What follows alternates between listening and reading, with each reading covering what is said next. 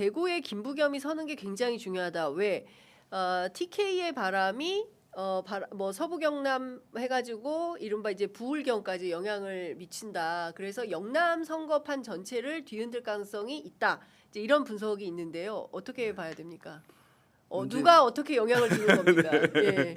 뭐 이제 뭐 얘기할 수 있는 거죠. 어쨌든 예. 뭐 어느 한쪽이 굉장히 전선을 이제 친다고 하는데 네. 전선이 대구에 가 있는 거잖아요. 예, 예. 그러니까 대구가 그러니까 부산과 이제 PK 그 뭐 경남 같은 경우에는 오히려 더 좀 수월해지는 측면이 있는 것 같아요. 네, 이제 네. 그 보수 성향의 이제 유권자들 분들이 뭐 이제 이런 경쟁 정당인 만약에 민주당 후보를 지지하는 부분들이 네. 좀 더 수월해지는 부분들이 어허. 있다고 볼 수 있습니다. 왜냐하면 기본적으로 만약에 좌우 예. 이제 진보와 보수의 대결 이것이 이제 극명하게 가게 되면 네. 근데 그 흐름들이 대구는 난공불락. 네. 그러면 부산과 경남에서 첨예하게 그것이 대립되는 부분인데 예. 이제 대구도 그런 의미의 투표를 하지 않고 지역을 어떻게 변화시킬 수 있을까의 부분으로 투표를 하네라고 예. 하는 인식들이 약간 무장 해제하는 부분들이 이제 있을 수 있기 때문에 네. 뭐 말씀하신 대로 그런 부분들이 민주당에게는 이제 그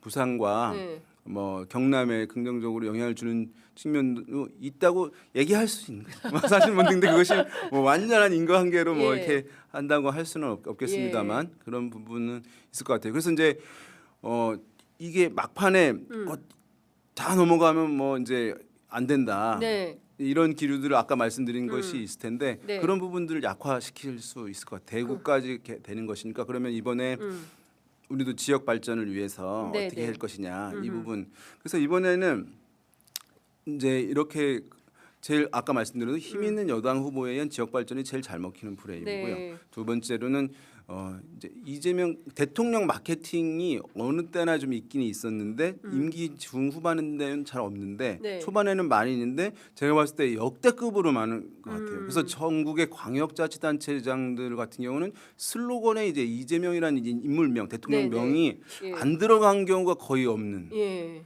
기초마저도 기초. 제가 봤을 때 이게 기초 이제 의원. 과거에는 이렇게까지는 없었거든요. 그러니까 그 대통령 마케팅이 워낙 이제 국정 지지율이 높으니까 예. 그거를 기본으로 이제 하는 게 기본 디폴트가 돼버리는 상황인 저희 동네도 것 같고. 그 굉장히 현수막이 많이 붙어 있는데 네. 기초의원 현수막에도 이재명 대통령이 이게 옛날에는 없던 현상이거든요.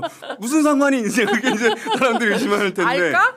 네, 그런 부분이 있고 네. 거기에 이제 원래는 이제 그다음에 여기에 플러스에 이제 아마 여당에서는 이제 지난번 내란이나 이런 것을 심판론을 이제 쓰는데 이게 이제 쉬운 캠페인이긴 한데 네.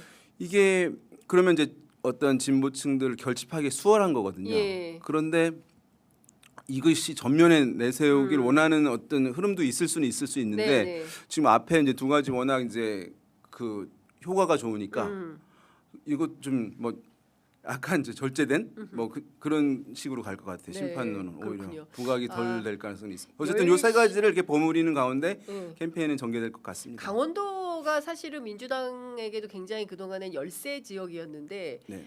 여기도 캠페인이 그거더라고요. 이재명이 보낸 사람 우상호.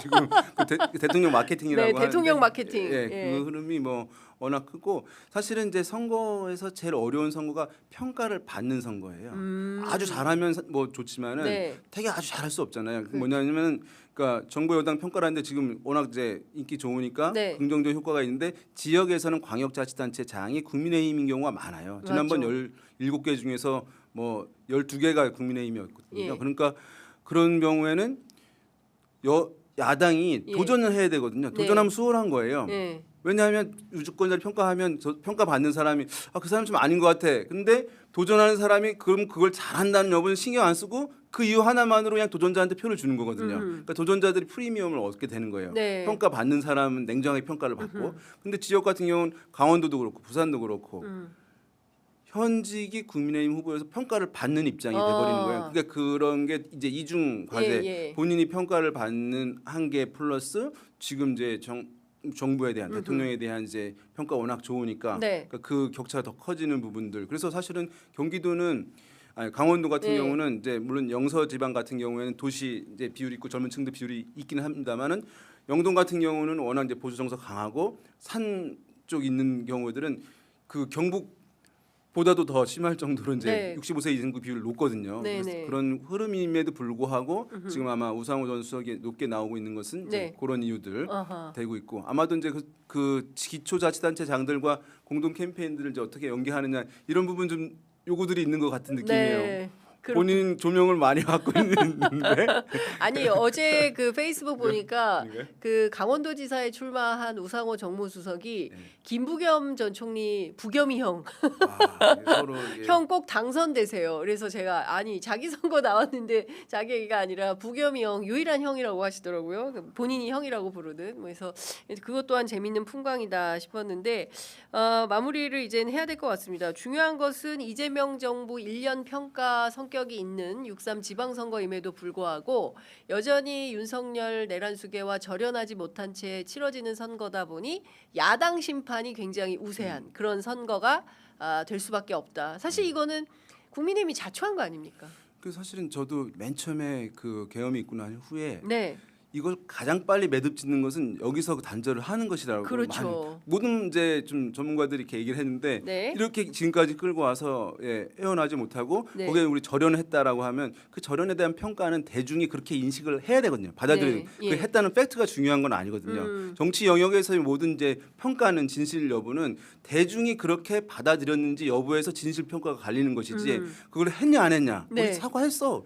대중이 그걸 인식 안 하면 정책 세계에서는 한 일도 안 한 거가 되는 거거든요. 네.